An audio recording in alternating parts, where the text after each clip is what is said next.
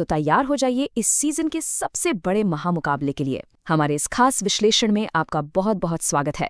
26 मई मंगलवार का दिन और आमने सामने हैं टूर्नामेंट की नंबर 1 और नंबर 2 टीमें, रॉयल चैलेंजर्स बैंगलोर बनाम गुजरात टाइटंस। जरा इस पल के रोमांच की कल्पना कीजिए।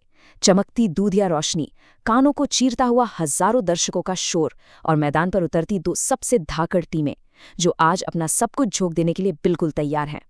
ऐसे में सबसे बड़ा सवाल, आईपीएल 2026 के महाफिनाले का सीधा टिकट आखिर किसे मिलेगा? ये सवाल इस वक्त हर एक क्रिकेट फैन के जहन में गूंज रहा है। देखिए, इस पहले क्वालिफायर का समीकरण बहुत सीधा सा है। आज रात कोई भी टीम बाहर नहीं होने वाली। हारने वाले को अपनी गलती सुधारने का एक और मौका मिलेगा। लेकिन जीतने वाले का क्या? जीतने वाले को मिलेगा इस टूर्नामेंट का सबसे बड़ा सुकून, सीधा फाइनल का टिकट। दांव सच में बहुत बड़ा है और आरसीबी और जीटी दोनों ही उस थका देने वाले एलिमिनेटर के चक्कर से बचने के लिए अपनी पूरी जान लगा देंगे। तो चलिए सबसे पहले बात करते हैं आज के कुरुक्षेत्र की, यानी धर्मशाला की। इस मैच की पूरी तस्वीर समझने के लिए हमें इस मैदान के मिजाज को समझना होगा। ये किसी का होम ग्राउंड नहीं है। मुकाबला Himachal Pradesh cricket association stadium की न्यूट्रल पिच पर है। अब देखिए, इस हार्ड सरफेस पर हल्की घास छोड़ी गई है, जिसका सीधा सा मतलब है बल्लेबाजों के लिए पावर प्ले में बहुत बड़ा खतरा। ये घास तेज गेंदबाजों को शुरुआती स्विंग देगी, इसलिए किसी तूफानी शुरुआत की उम्मीद तो बिल्कुल मत कीजिएगा। शुरुआत में विकेट जरूर गिरेंगे। जैसे जैसे खेल आगे बढ़ेगा, गेंद बल्ले पर अच्छी आएगी, लेकिन स्पिनर्स को यहाँ ना के बराबर मदद मिलेगी। और हाँ, दूसरी पारी में ड्यू फैक्टर यानी ओस का बहुत बड़ा रोल रहेगा, जिससे टारगेट चेस करने वाली टीम को थोड़ा फायदा मिल सकता है। आप जरा इस मैदान के इतिहास के पन्ने पलटते हैं। यहाँ खेले गए 17 मैचों में से 10 बार पहले बल्लेबाजी करने वाली टीम ने अपना स्कोर डिफेंड किया है और 7 बार टारगेट चेज हुआ है। मतलब इतिहास तो यही कहता है कि पहले बैटिंग करके स्कोर डिफेंड करना यहाँ बेहतर रणनीति रही है। बाउंड्रीज की बात करें तो सामने की बाउंड्री थोड़ी छोटी है, करीब 59 से 79 मीटर, लेकिन स्क्वायर बाउंड्रीज काफी बड़ी हैं। इसका सीधा सा मतलब ये है कि बड़ी स्क्वायर बाउंड्री को पार करने के लालच में आपको लगातार विकेट गिरते हुए दिखेंगे। तो इन सब बातों, शुरुआती स्विंग, ओस और मैदान के आकार को देखते हुए आज का पार स्कोर क्या होना चाहिए? ये स्कोर रहेगा 180 से 200 के बीच। भूल जाइए 250 रनों वाले हाईवे को, और ना ही ये 160 रनों वाला कोई बोरिंग मैच होगा। हम 180 से 200 रनों की एक बेहद कड़े और टैक्टिकल बैटल की उम्मीद कर रहे हैं। यहाँ एक एक रन के लिए खून पसीना एक करना होगा। अब बात करते हैं दोनों टीमों की बल्लेबाजी की ताकत की। चलिए देखते हैं कि धर्मशाला में ये टीमें बैटिंग में कितना बारूद लेकर आ रही हैं। ओपनर्स की बात करें तो टक्कर एकदम कांटे की है।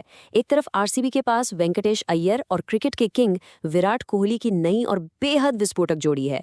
अय्यर इस वक्त जिस तरह की तूफानी पारियां खेल रहे हैं, उन्होंने कोहली से काफी दबाव हटा दिया है। वहीं उनके सामने जीटी के पास साई सुदर्शन और शुभमन गिल की जोड़ी है, जो तकनीकी रूप से बेहद सॉलिड है।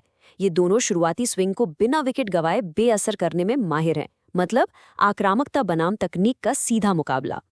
लेकिन असली खेल तो ओपनर्स के बाद शुरू होता है। आरसीबी का मिडिल ऑर्डर सच कहूं तो बेहद गहरा और खूंखार है। देवदत्त पडिक्कल, अपनी मर्जी से छक्के जड़ने वाले रजत पाटीदार और नंबर 5 पर तबाही मचाने वाले टिम डेविड। दूसरी तरफ जीटी का मिडिल ऑर्डर काफी हद तक सिर्फ एक ही इंसान के इर्द गिर्द घूमता है, T20 के बॉस जॉस बटलर। बटलर का फॉर्म तो गजब है, लेकिन निशांत सिंधु और वॉशिंगटन सुंदर स्ट्राइक रेट के मामले में आरसीबी के बल्लेबाजों से थोड़ा पीछे छूट जाते हैं।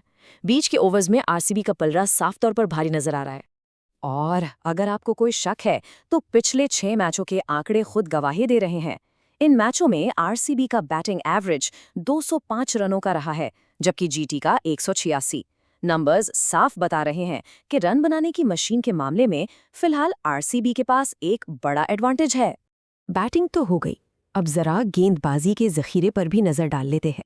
धर्मशाला की इस घास वाली पिच पर असली मजा तो पेसर्स को आने वाला है, और दोनों ही टीमों के पास एक से बढ़कर एक खूंखार तेज गेंदबाज हैं। आरसीबी के पास नई गेंद के जादूगर भुवनेश्वर कुमार हैं, साथ ही जोश हेजलवुड और जैकब डफी का वो खतरनाक उछाल। वहीं जीटी की तरफ देखिए, मोहम्मद सिराज और कागिसो रबाडा की एक्सप्रेस पेस, दोनों ने ही पावर प्ले में आग उगली है। जेसन होल्डर की स्विंग और प्रसिद्ध कृष्णा की डेथ ओवर्स की सटीक यॉर्कर मिला दे तो आपके पास इस पूरे टूर्नामेंट के 2 सबसे खतरनाक पेस अटैक आमने सामने हैं। स्पिनर्स को पिच से ज्यादा मदद तो नहीं मिलेगी, लेकिन फिर भी ये मुकाबला दिलचस्प होगा। आरसीबी कृणाल पांड्या की कसी हुई गेंदबाजी पर निर्भर करेगी, लेकिन जीटी के पास उनका सबसे बड़ा हुक्म का इक्का है, राशिद खान। राशिद ने इस साल जीटी के स्पिन डिपार्टमेंट को लगभग अकेले दम पर चलाया है।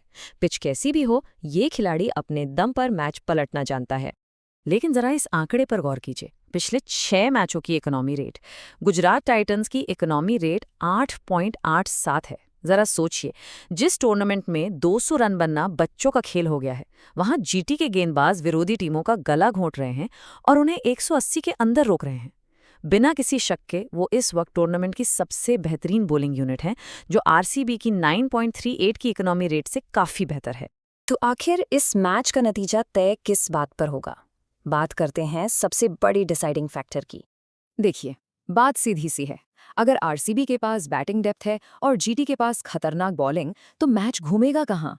मैच घूमेगा इस बात पर कि शुरुआती स्विंग का सामना कौन बेहतर करता है। हमारा एनालिसिस साफ कहता है, अगर जीटी के शुरुआती विकेट गिरते हैं तो उनका पूरा लाइनअप बिखर जाता है, जबकि आरसीबी के पास शुरुआती झटके खाकर भी वापसी करने की गहराई है।